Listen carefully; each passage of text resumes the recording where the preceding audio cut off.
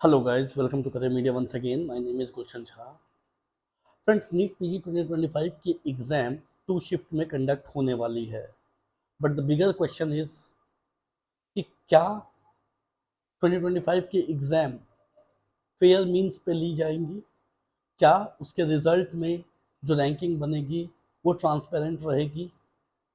After such things happen in 2024, जो भी कुछ हुआ स्टूडेंट के साथ 2024 में, क्या उसके बाद भी नीट पीजी 2025 में टू शिफ्ट एग्जाम लेना एक वाइज डिसीजन होगा? क्या ये एक्सपेरिमेंट अभी इस साल करना सही है? Actually we are going to discuss on this topic only.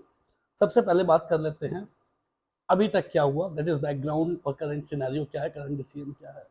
On 17th of March 2023, NMC has come up with a notification जिसमें उन्होंने ये क्लियर किया कि नीट पीजी 2025 की एग्जाम टू शिफ्ट में कंडक्ट होगी। ये दूसरी बार ऐसा हो रहा है जब नीट पीजी के एग्जाम को दो शिफ्ट में कंडक्ट कराया जा रहा है। इससे पहले 2024 में भी नीट पीजी के एग्जाम को टू शिफ्ट में ही कंडक्ट कराया गया था, और इस बार फिर से on 15th of June 2025 the NEET PG exam is going to be conducted in two shift. But again the question वही है कि इतना सब कुछ होने के बाद 2024 की चीज़ें, एक्सपेरिमेंट जो अभी स्टूडेंट के दिमाग से पूरी तरीके से निकली भी नहीं है, जो ताज़ा तरीन है अभी उनके दिमाग में, उसके बाद भी क्या नीट पीजी 2025 को दो शिफ्ट में कंडक्ट कराना सही रहेगा? इसी पर शिक्षा.com की तरफ से एक पोलिंग कराई गई है जिसमें स्टूडेंट्स से उनकी ओपिनियन पूछी गई कि क्या वो नीट पीजी 2025 के एग्ज़ाम को मल्टीपल शिफ्ट में देना चाहते हैं, या they are supporting the NEET PG 2025 exam to be conducting in single shift. इसके जवाब में मोस्ट ऑफ द स्टूडेंट्स का ये मानना है कि एग्ज़ाम सिंगल शिफ्ट में ही कंडक्ट होनी चाहिए। अगर आप डेटा के थ्रू देखेंगे तो ऑलमोस्ट 89% स्टूडेंट्स का ये मानना है कि they don't want the exam to be conducted in two shift, they want the exam to be conducted in single shift, जिससे कि सभी स्टूडेंट्स को इक्वल अपॉर्चुनिटी मिले और साथ में ट्रांसपेरेंसी भी मेंटेन रहे।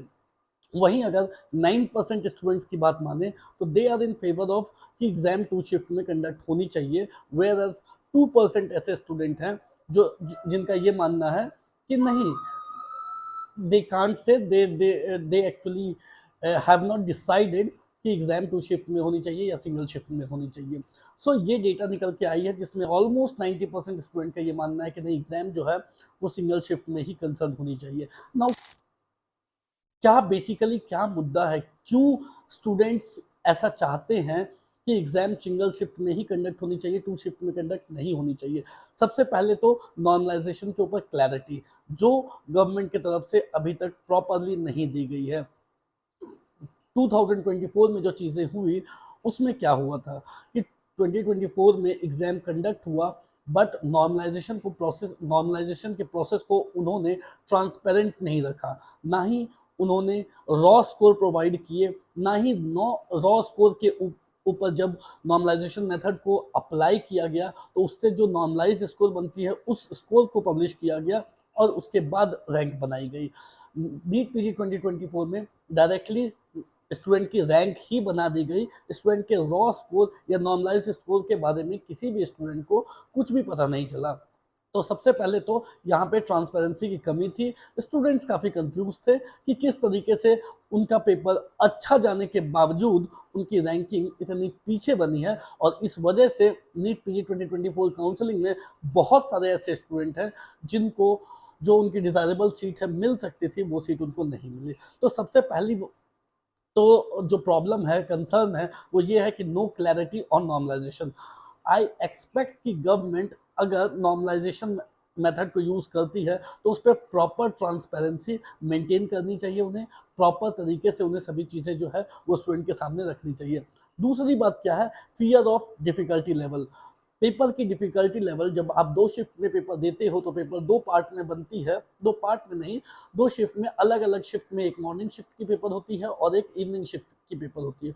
ऑब्वियसली एक शिफ्ट के पेपर का इजी होना और एक शिफ्ट का के पेपर का टफ होना, डिफिकल्ट होना, ये लाजमी है, ये मैंडेटरी है। तो किसी स्टूडेंट को ईजियर पेपर मिल सकती है, किसी स्टूडेंट को टफ पेपर मिल सकती है। ऐसे में जो स्टूडेंट्स हैं उनको इक्वल अपॉर्चुनिटी नहीं मिलती है एंड दे आर कंफ्यूज कि हमारा पेपर अच्छा जाने के बाद भी हमारी जो है वो रैंकिंग इस तरीके से क्यों आई। ऑब्वियसली जो परसेंटाइल स्कोरिंग होती है वो विल बी इम्पैक्टेड, वो इस वजह से जो उनकी परसेंटाइल बनती है वो इम्पैक्ट होती है और उसके वजह से उनकी रैंकिंग इम्पैक्ट होती है। थर्ड पॉइंट क्या है, post NEET PG 2024 trauma still fresh. NEET PG 2024 में जो हुआ उससे अभी तक स्टूडेंट निकल के नहीं आ पाए हैं। नीट पीजी 2024 में इसके अलावा बहुत सारी चीज़ें हुई। एक तो मल्टीपल स्केड्यूल्स नीट पीजी 2024 में रिलीज किए गए। मल्टीपल स्केड्यूल्स का मतलब है कि एग्जाम को पोस्टपोन किया गया, फिर दूसरी स्केड्यूल निकाली गई, फिर उसको पोस्टपोन किया गया, फिर तीसरी स्केड्यूल निकाली गई। दूसरी चीज़ क्या है कि एग्जाम को लास्ट मोमेंट पे just 10 hours before the examination date NEET PG 2024 को एग्जाम को कैंसिल किया गया और उसके बाद फिर 11 अगस्त को एग्जाम को कंडक्ट कराया गया इन 2 शिफ्ट और उसमें भी नॉर्मलाइजेशन मेथड को अप्लाई किया गया था, जिस वजह से काफ़ी PILs भी हुए थे, काउंसलिंग पेंडिंग रही, डिले रही और डिले होते होते काउंसलिंग जो है वो काफ़ी ज़्यादा डिले हो गई। 2025 के मार्च तक में हमने देखा कि काउंसलिंग जो है वो चल रही थी। तो 2024 में स्टूडेंट्स के साथ जो हुआ वो अभी जो वो चीज़ें हैं उससे स्टूडेंट बाहर ठीक सही तरीके से निकल भी नहीं पाए हैं। जब ये दूसरी बार नीट पीजी के एग्जाम को 2 शिफ्ट में कंडक्ट कराया जा रहा है और स्टूडेंट को कहीं ना कहीं डर है कि वो चीज़ें जो 2024 में हुई है वो दोबारा से हो सकती है। अगर इसकी हम लीगल प्रेसिडेंट्स देखें कि ये और कहाँ कहाँ जो है नीट पीजी और कौन कौन से एग्जाम्स में 2 शिफ्ट एग्जाम करवाया जा रहा है और कितने स्टूडेंट्स इसके फेवर में नहीं है, तो आपको ये बात जानकर हैरानी होगी कि JEE मेन में भी 2 शिफ्ट एग्जाम कंडक्ट कराया जा रहा है।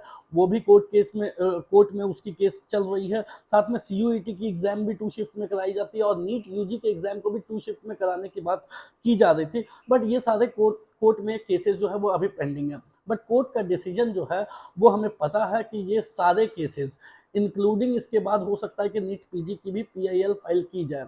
इन सभी केसेस के साथ और नीट पीजी की PIL भी अगर फाइल की जाती है कि एग्जाम को सिंगल शिफ्ट में कंडक्ट कराया जाए, तो इन सभी का जो कोर्ट का ऑर्डर होने वाला है वो हमें कहीं ना कहीं पहले से पता है कि वो गवर्नमेंट के फेवर में जाएगा, वो 2 शिफ्ट एग्जाम के फेवर में जाएगा, वो स्टूडेंट के फेवर में, जो स्टूडेंट की डिमांड है कि सिंगल शिफ्ट में कंडक्ट होनी चाहिए, वो उस फेवर में नहीं जाएगा।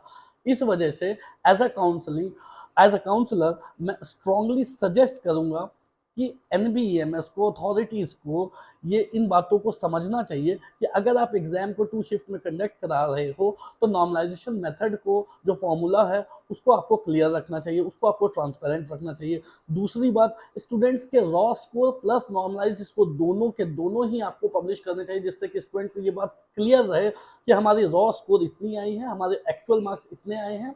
फिर नॉर्मलाइजेशन जब इस पे यूज़ किया गया तो हमारी नॉर्मलाइज्ड स्कोर इतनी आई है, उसके बेसिस पे हमारी इतनी परसेंटाइल बनी है और इस परसेंटाइल के बेसिस पे फिर हमारी जो है वो रैंकिंग इतनी बनी है।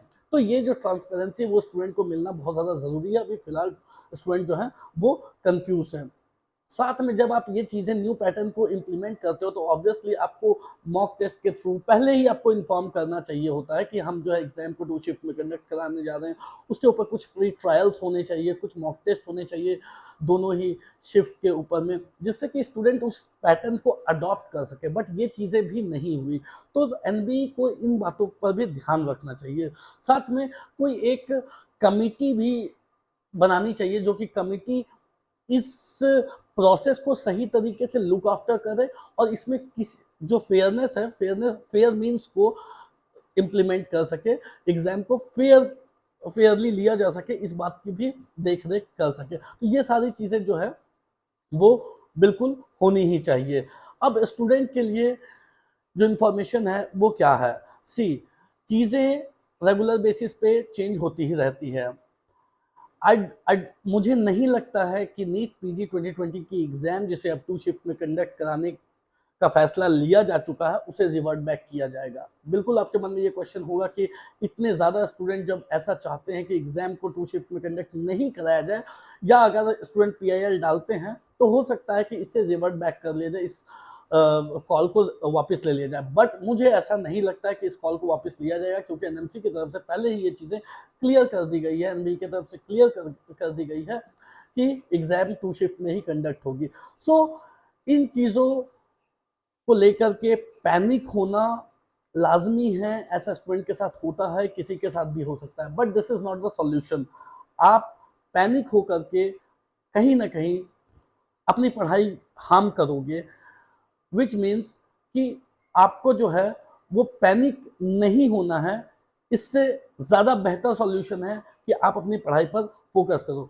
सी there is a saying that victory is always earn not adjusted. So कभी भी जो है वो आप जो है इस तरीके के जो प्रॉब्लम्स आते हैं उसके बीच में पढ़कर उसमें बहुत ज़्यादा ध्यान दे करके पैनिक होने से अच्छा है कि आप जो है वो आपको जो है वो अपने पढ़ाई पे फोकस करना चाहिए। आपको ज़्यादा से ज़्यादा मॉक टेस्ट देने चाहिए, दोनों शिफ्ट के एग्जाम के लिए आपको प्रिपेयर होना चाहिए। That is what I would like to से।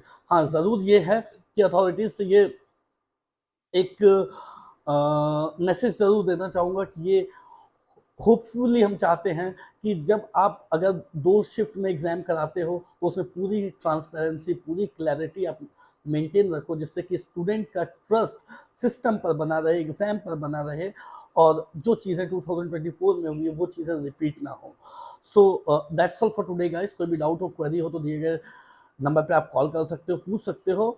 लास्ट ओपिनियन मेरी यही है, मैं ऑलमोस्ट 99% श्योर हूँ कि एग्जाम 2 शिफ्ट में ही कंडक्ट होगी। सो पैनिक नहीं होना है। जो चीज़ें हो रही है, this is a part of life, ये चीज़ें होते रहती है, आगे भी बड़े बड़े प्रॉब्लम्स आपके सामने आते रहेंगे। But what you have to do is you have to focus on your study, on your career, जिससे कि आप बेस्ट टू बेस्ट परफॉर्म कर सको। That's all for today guys. Thank you so much. Have a nice day.